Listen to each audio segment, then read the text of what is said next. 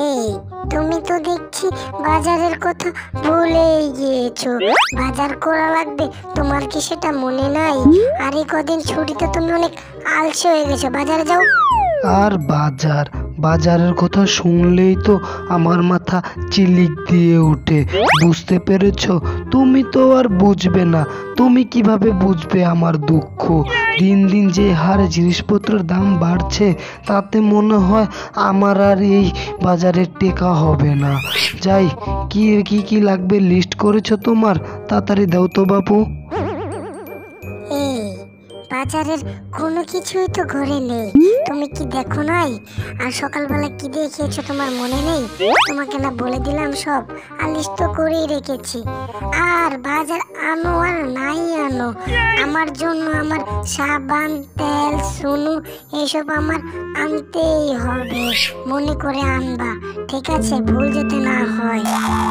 শালার কেন যে বিয়েটা করেছিলাম, বিয়েটা করেই আমার ভুল হয়েছে। মস্ত বড় একটা ভুল করেছি। এখন আমার পাবনায় যেতে হবে, না হলে আর আমার মাথা ঠিক হবে না। আচ্ছা আচ্ছা, দাও দাও, বাজারের সবকিছু রেডি করেছো তো? কই দাও।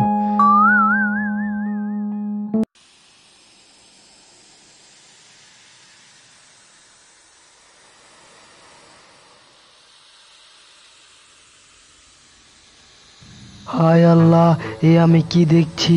এ তো রাসেল ভাইপার। এর একশো বলেই তো আমার জীবন শেষ করে দিবে। আল্লাহ তুমি রক্ষা করো।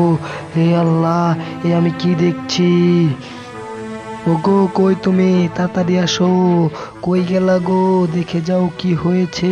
তাড়াতাড়ি আসো, লাঠি সোটা নিয়ে আসো, দাবঠি যা আছে ঘরে তাই নিয়ে আসো, জলদি তাড়াতাড়ি আসো।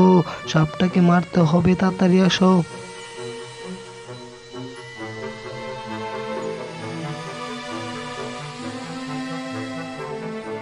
হায় আল্লাহ, কত বড় সাপ!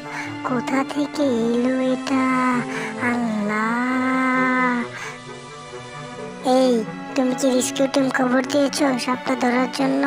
আর আমি এক্ষুনি যাচ্ছি, লাঠি নিয়ে আসছি। দুটো বড় বড় লাঠি বানিয়ে রাখছি অনেক আগে থেকে, যাই নিয়ে আসি যে। রেস্কিউ টিম এতক্ষণে আমাদের কাছাকাছি এসে পড়েছে মনে হয়। আর এই সাপটাকে সবসময় চোখে চোখে রাখতে হবে, বুঝছো? পালিয়ে গেলে আমাদের জীবন হুমকিতে পড়ে যাবে। খুব ভয়ঙ্কর সাপ এটি, বুঝতে পেরেছো? আচ্ছা, তুমি তো জীবনে অনেক সাপ দেখেছো, ধরেছো, কিন্তু এই সাপ দেখে তো আতঙ্কে পড়ে গিয়েছো কেন? হ্যাঁ? আতঙ্ক হওয়ার কারণ আছে। এই সাপটি যদি মানুষকে দেখে, তাহলে মানুষকে ভয় না পেয়ে আরও নিজেকে অ্যালার্ট করে কিভাবে মানুষকে কামড় দেওয়া যায়। আর রেস্কিউ টিম এসে পড়েছে সাপটি ধরার জন্য। সাপটি ধরে নিয়ে যাক, পরে আমি তোমাকে এই সাপটির বিষয় বিস্তারিত সব খুলে বলবো, একদম পরিষ্কার করে।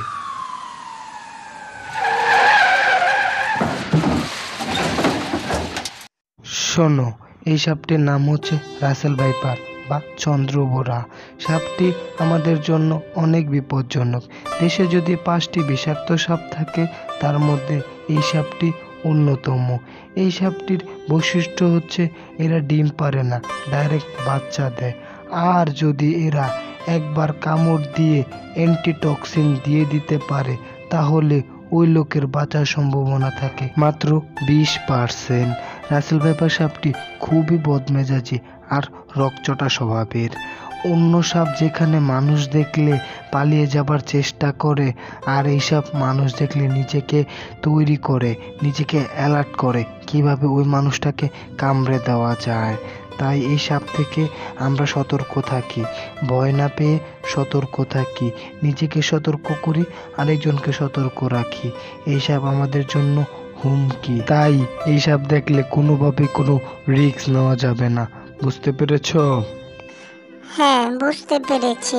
আচ্ছা, তাহলে এই সাপ থেকে আমরা কিভাবে সতর্ক থাকবো? এই সাপ থেকে বাঁচার উপায় কি, বলো তো? বাড়ির আশেপাশে পরিষ্কার পরিচ্ছন্নতা রাখতে হবে, ঝোপঝাড় সব কেটে সাফ করতে হবে, সাপ লুকানোর স্থানগুলো সব নষ্ট করে দিতে হবে। মাঠ বা খোলা স্থানে কাজ করতে গেলে গামবুট ব্যবহার করতে হবে, সাথে লাঠি রাখতে হবে যাতে সাপ তাড়ানো যায়। রাতে চলাচল করার সময় টর্চ লাইট ব্যবহার করতে হবে, অন্ধকারে সাবধানে চলাফেরা করতে হবে। স্থানীয় চিকিৎসা কেন্দ্রে গিয়ে ডাক্তারদের সাথে কথা বলতে হবে এই সাপ কামড় দিলে কিভাবে এর থেকে সুরক্ষা পাওয়া যায়। আর শিশুদেরকে একা খেলতে দেওয়া যাবে না, গ্রামের রাস্তা বা খোলা মাঠে সতর্কভাবে চলাফেরা করতে হবে। বুঝতে পেরেছো?